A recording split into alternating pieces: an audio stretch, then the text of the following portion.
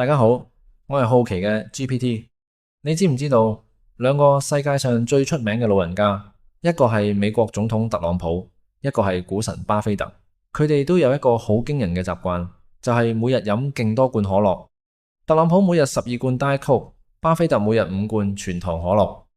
你同我都知飲咁多汽水係唔健康嘅，但點解佢哋兩個，一個78歲，一個成95歲，睇落仲精神過我哋？究竟佢哋有咩秘密？定係我哋對可樂嘅認知完全錯咗？呢條片我會用最新嘅研究報告同醫學數據，同你一步步拆解呢個謎團。首先，我哋睇下佢哋飲得有幾誇張。根據紐約時報嘅深入報道，特朗普喺白宮期間真係每日飲大約12罐健怡可樂 Diet Coke， 誇張到佢仲特登喺張總統桌度裝咗個紅色按鈕，一揼個掣就有管家送杯 Diet Coke 入嚟。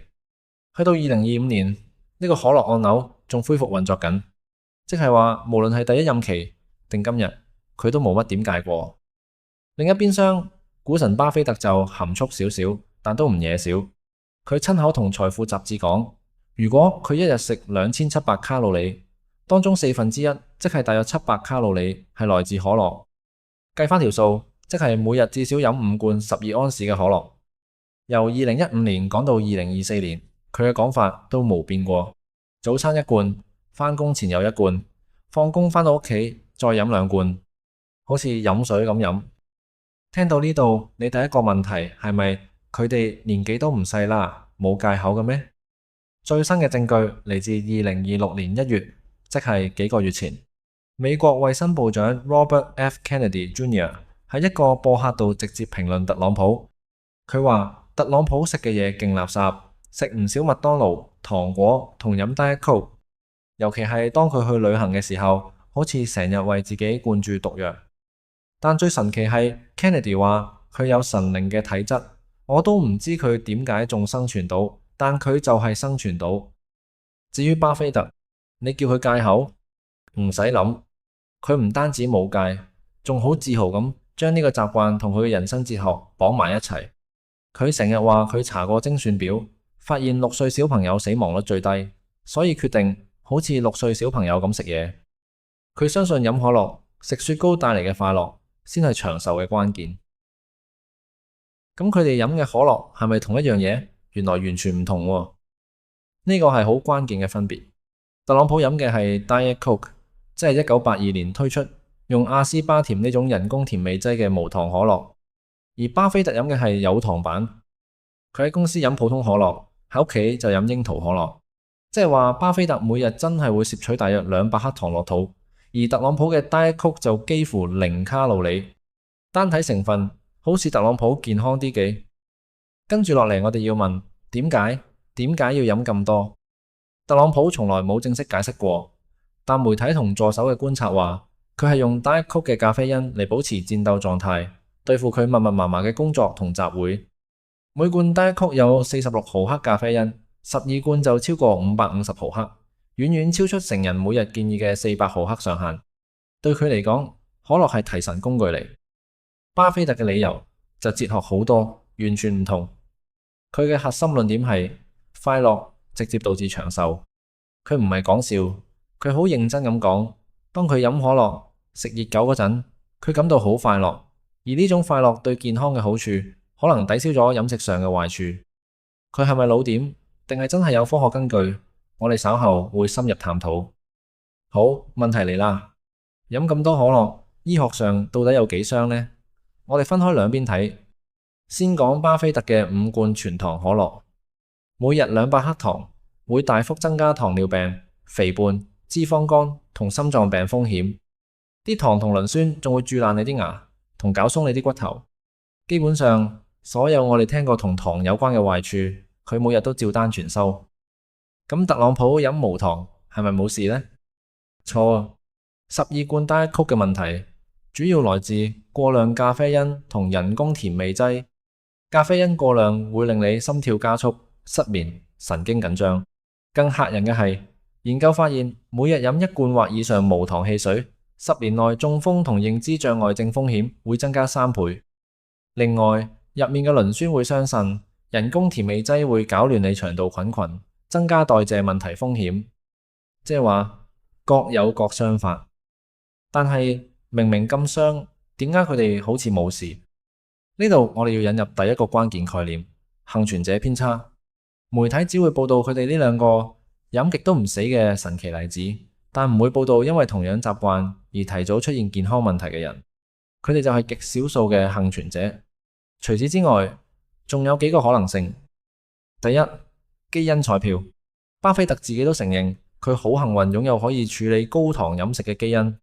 每個人對糖、咖啡因、化學物嘅代謝能力都唔同，佢哋可能天生就係比較受得。第二，財富就係最強保健品。佢哋擁有全世界最頂級24小時on call 嘅醫療團隊同健康監測，一有唔對路，立即有最好嘅治療。唉，我哋呢啲普通人又點比呢？第三，整體生活模式係點？我哋唔完全知道。佢哋會唔會有秘密做緊勁多運動，食緊啲咩補充劑？我哋睇唔到全貌。第四，習慣係真，但量可能被誇大。特朗普可能開一罐飲2啖就擺低，實際落肚冇12罐咁多。巴菲特作為可口可樂最大股東之一，佢有極強動機喺鏡頭前不停飲，做生招牌，私人時間飲少啲都唔出奇。講到巴菲特係股東，就帶出另一個角度，事情有幾真呢？巴菲特嘅巴郡公司係可口可樂最大股東，持有9%股份，價值過千億港紙。佢高調飲可樂係極珍貴嘅免費廣告。佢將飲食習慣包裝成好似6歲小孩嘅親民形象，其實係一個好聰明嘅品牌策略。習慣係真，但背後有龐大商業利益。好啦，嚟到最深層嘅問題，巴菲特話快樂導致長壽，有冇道理？呢個先係成條片最精華嘅部分。好驚喜咁同你講，有，而且有強勁嘅學術研究支持。好似哈佛大學持續85年嘅追蹤研究發現，決定一個人長壽健康嘅最關鍵因素唔係膽固醇，而係人際關係同心理滿足感。另一項英國嘅萬人研究亦都發現，感到幸福嘅老年人死亡風險比唔快樂嘅人低19%，而且有劑量效應，越快樂風險越低。點解？因為正面情緒可以降低壓力荷爾蒙、皮質醇，減少身體發炎，改善血管功能。所以快樂真係可以幫身體修復，抵消一部分不良生活習慣嘅傷害。咁係咪等於我哋可以學佢哋每日狂飲可樂，只要保持快樂就得呢？絕對唔係，呢度就要好小心。巴菲特係一個多重因素夾埋嘅特例，而唔係通則。佢嘅快樂主要來源係佢熱愛工作同財務，極度安全。可樂只係其中一小部分。我哋普通人模仿佢狂飲可樂，好大機會只係得到壞處，而得唔到佢嗰種深厚持續嘅快樂源泉同頂級醫療保障。所以對普通人嘅建議好清晰，千祈唔好模仿。嗱，每日飲1-2罐汽水，無論有糖無糖，都會實實在在咁增加糖尿病、心臟病、肝病、腎病嘅風險。我哋冇佢哋嘅神仙基因同無限金錢睇醫生。水、無糖茶、適量咖啡係更穩陣嘅選擇。如果你真係好想飲，請將可樂當成間中獎勵自己嘅零食，而唔係每日必須嘅水分來源。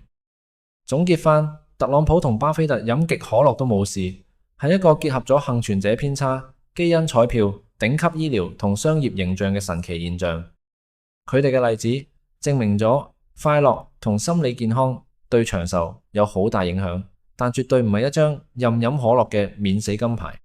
我哋要做嘅唔係複製佢哋嘅習慣，而係學習擁抱生活，尋找快樂嘅心態，但用更健康嘅方式去實踐。